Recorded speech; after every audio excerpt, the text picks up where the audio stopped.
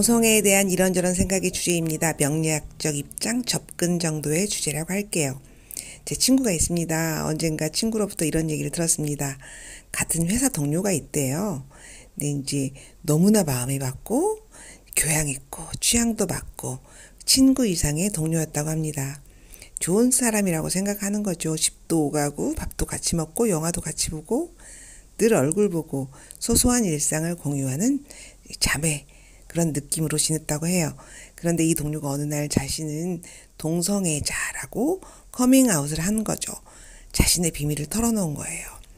그리고 자신이랑 살고 있는 자매는, 언니는 실은 언니가 아니고 파트너라고, 동성 연인이라고, 이제 같이 사는 그 언니라는 분하고도 같이 종종 어울렸대요. 점잖고 품위 있고 얘기도 잘 통하고 정치 성향도 좀 같아서 너무나 좋은 사람들을 만났구나. 그래서 늘 감사하고 그리고 서로 잘하고 잘 지냈다고 합니다. 식사도 하고 술도 마시고 고민도 공유하고 좀 수준이 맞았다는 말이죠. 제 친구가 좀 수준이 높거든요. 그런데 이제 제 친구의 수준에 맞추기는 좀 힘든데 좀 괜찮은 사람이었던 것 같아요. 근데 그 동료이자 친구의 비밀을 듣는 순간 모든 것이 달라지더랍니다. 단절이죠. 그 이야기를 쭉 들어주다가 이 시점에서 저는 이렇게 왜? 왜 단절? 근데 이제 제 친구가 이렇게 말해요. 너무나 속은 것 같고 그리고 자신이 애자들과 같이 밥 먹고 술 먹고 뒹굴고 소소하게 일상을 나누고 막 그런 게 너무 불쾌하고 불결하게 느껴졌다고 합니다. 그래서 손절해야 마땅한 인간들이라고. 너무 정이 떨어진다고. 그러니까 그 동료이자 친구는 그 후로 직장도 그만뒀대요. 안 받아주니까. 그래서 왕따같이 굴더니만 없어졌어. 그러면서 이렇게 말합니다. 그렇게 말하면서 저를 쳐다봐요. 이런 눈빛으로. 너무 당연하지 않아? 너도 당연히 그렇게 생각하지? 어때? 그동안 속은 내가 정말 억울하겠지? 그런 표정과 몸짓, 분위기로 저한테 말하는 거예요. 그래서 저는 갑자기 예상치 못했잖아요. 그래서 얼떨떨 그렇게 답을 흐렸던 기억이 있습니다. 여러분은 어떻게 생각하십니까? 이제 두고두고 생각을 해봤는데 제가 생각하기에는 문제라면 자신의 비밀을 그렇게 말한 그 동료 친구, 그 커플의 순진함이 문제라면 문제일 것 같습니다. 제가 생각하기에 저는 편인이라서 그렇게 섣불리 내 비밀을 이렇게 입으로 남에게 말은 안 했을 것 같은데요. 그 사람이 좀 순진했을 것 같아요. 아직까지 당시에 공감을 바라면서 나를 이렇게 쳐다보던 친구, 어떻게 반응했어야 했을지 답은 사실 못 찾고 있습니다. 그래, 잘했어. 그런 사람들이 있냐? 비정상적으로 그렇게 살고 말이야. 그렇게 너를 속였구나? 이런 말을 기대하는 거잖아요. 이런 말을 맞장구를 쳐주면서 하는 게 맞았나 싶지만 그러지는 못하는 제 입장에 있는 거죠. 제가 말하고 싶은 이런 생각들 때문입니다.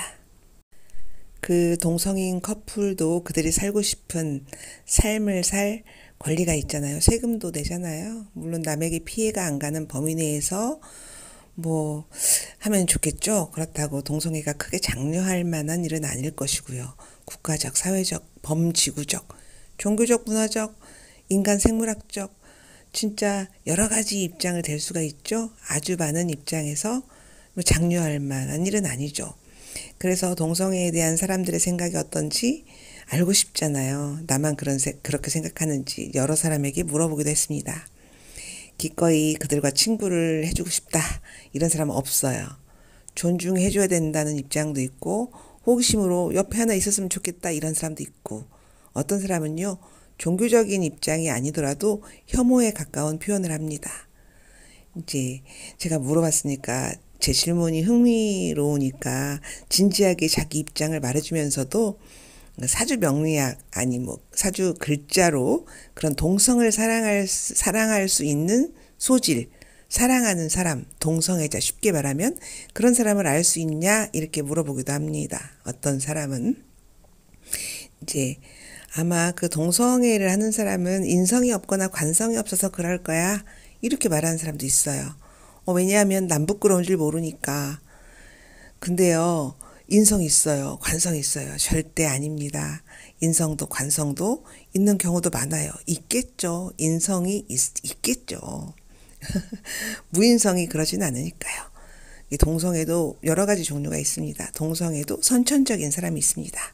그래도 각성되지 않으면, 개발되지 않으면 그런 대로 살아갑니다. 남자 같은 여자, 막 이런, 여자 같은 남자 있잖아요. 그런데 겉으로 보기는 그런 역할들을 대체로 수행하고 살잖아요. 자기 성 역할을. 옛날에도 분명히 있었을 거예요. 옛날엔 근데 보수적인 세상이잖아요. 억제하고 각자 자기 성 역할에 충실하려고 했을 것이고, 요즘은 환경이 달라졌으니 좀 더 적극적으로 자기를 표현하는 것일 뿐이라고 생각해요. 진짜 선천적인 거는 이제 못 고치는데 그걸 표현하느냐 아니면은 이제 관성으로 억누르고 사느냐의 그 차이죠. 이제 후천적인 경험으로 인해서 어떤 그런 경향을 띠는 사람도 있겠죠. 또 뭐 진짜 본래적으로 DNA적으로 잘못 태어난 사람이 있을 수가 있고요. 두 가지. 이제 대체적으로 이런 특징이 있습니다. 남성 동성애자들은요, 여자 형제들 사이에서 태어나는 경우가 많아요. 같이 소꿉놀이도 하고 인형놀이도 하고, 그래서 그 부분이 많이 각성되었을 것 같습니다. 태국 같은 나라에서는 동성적인 경향을 가진 사람이 매우 많기도 하고, 적극적으로 인위적으로 성을 바꾸는 사람도 많죠. 되게 거기는 너그럽잖아요. 성 역할 바꾸는 거에 대해서. 후천적으로 혹은 잘못된 성적 경험으로 각인되거나 학습되기도 하는 그런 경우도 있고요. 이제 고대 그리스에서는요, 동성애가 이성애보다 더 고급지다고 생각하는 문화가 있기도 했답니다. 그러니까 문화적 환경으로 그럴 수 있다는 말도 되게 설득력이 있습니다. 어떤 사람은요, 남성성, 여성성의 경향이 50대 50인 사람도 있어요. 그러면 이제 그 각성되거나 강화되거나 또 개발되는 쪽으로 갈 확률이 높잖아요. 근데 어떤 사람은 이성에 대한 혐오, 이런 결벽스러운 성격으로 동성으로 빠진 사람도 있고요. 각성의 문제, 문화적인 문제, 환경, 이런 것도 되게 큰 몫을 한다는 얘기죠. 같은 사주를 가진 사람도 각기 다른 환경에 태어난다면 같은 바이오그래프를 가질 수는 있을지언정 같은 삶을 살지는 않는 것과 같습니다. 어린 시절 동성 추행의 경험을 가진 사람은 그대로 쭉 가면 그럴 수도 있다는 말이죠. 그러니까 뭐 아들, 딸이 있다면은 남에게 막 아무렇게나 맡기고 그러지는 말아야 될 것 같아요. 그런 경험이 되게 쭉 갈 수 있으니까 50대 50 상황이면 동성의 살인, 연쇄 살인 이런 것도 이런 좀 삐뚤어진 쪽으로 가는 그런 맥락이 아닌가 싶습니다. 굳이 사주의 글자로 동성애의 공통점을 기계적으로 찾는다면 비겁의 존재라고 말할 수 있어요. 그토록 이성적이고 합리적인 사고를 하는 정관일주의 동성애자도 있고요. 그래서 관성의 유무로 구별할 수는 없죠. 편관은 자신의 그런 성 정체성을 좀 드러내려고 하지는 않을 것이고, 무관이라면 당당히 자신의 상황을 드러낼 것입니다. 그뿐입니다. 무관이라면요, 내가 너에게 피해를 주지 않고 서로 개인의 필요와 본능대로 살아가는 쿨한 면모도 있으니까. 그러니까 그것을 드러내고 못 드러내고의 일간의 특징이 있겠지만 속으로는 다들 자기 욕망이 있는 사람들이라고 생각하면 되겠죠. 굳이 명리학적으로 십성으로 말해보자면 배우자 자리에 비겁의 존재는, 배우자 자리에 비겁이 있잖아요. 그럼 배우자가 친구잖아요. 그러니까 가녀지동이라고 하죠. 가녀지동들이 친구 같은 동성 연인을 찾을 수도 있다고 합니다. 다 그런 건 아니겠지만, 물론 자신이 동성애의 성향이 있다면은 요즘은 커밍아웃 많이 하잖아요. 자기를 알리는 거잖아요. 근데 절대 커밍아웃을 하지 말아야 하는 사람도 있습니다. 일지, 병지, 사지, 특히 묘지. 감당이 안 되는 사람들이에요. 그럼에도 불구하고 내 주장, 내 존재를 지켜나갈 힘이 없는 사람들이라고 생각하면 됩니다. 우리나라 대표 게이 홍석천님은요, 임자일주입니다. 이 정도는 돼야 하는 거죠. 걸록, 왕지 이 정도. 그래야 감당이 되죠. 명리학적 관점으로 볼게요. 명리학에서는요, 선과 악을 분별하지 않습니다. 너는 나쁜 놈, 너는 좋은 놈. 밖으로 평가하지 않고 인간 본연에서 출발해서 그 사람을 표현하는 거죠. 그 판단하는 거죠. 그래서 최고의 인문학인지도 모르겠습니다. 인간 중심, 인간 이주의 학문이니까요. 관성에 남보기에 좋으냐 안 좋으냐 그런 학문이 아니고요. 관성이 강한 상담가는 사주 가지고 어떤 손님이 오면 반듯하지 살지 왜 이렇게 사냐 이렇게 말할 수 있잖아요. 어떤 사람은 너는 네 입장에서 이렇게 하고 이렇게 해야 된다 이렇게 말하는 사람도 있으니까 철학가마다 상담가마다 하는 말은 당연히 다르겠죠. 그러나 기본적으로 명리학은 자체는 따뜻한 학문입니다. 인간의 입장에서는 법이나 관습, 도리, 책임 이게 모양이 빠지냐 안 빠지냐 관성의 입장으로 이렇게 인간의 삶을 들여다보지는 않으니까요. 자연으로 보면요. 사슴을 사냥하는 사자에게는 포식자라는 이름을 줄 뿐이고 잔인하고 나쁜 놈 이렇게 욕하지는 않죠. 가을의 찬서리에 아름다운 들꽃이 진다 해도 우리는 가을 나쁜 놈이라고 계절을 부정하지는 않습니다. 그저 가을의 냉기를 받아들이거나 아니면 대비한다 이 정도? 이게 자연물로서의 인간의 포지션입니다. 그래서 인간의 삶을 자연물로 상정한다면 누구는 노력하지 않아도 저절로 크는 봄의 복사꽃으로 태어나고 누구는 한겨울의 땅속의 씨앗처럼 숨을 죽이고 살아가게 되죠. 월지 환경이죠. 그게 좋으면 한 세상 편하게 살고 엉뚱한 계절에 태어나면은 고생이 자심합니다. 흔히들 좋은 사주, 나쁜 사주, 좋은 팔자, 나쁜 팔자라고 합니다. 근데 이제 봄꽃이 자신의 환경에서 제 세상을 만난 듯이 아름다움을 뽐내면 좋은 사주라고 하잖아요. 겨울에 태어난 봄꽃은 이제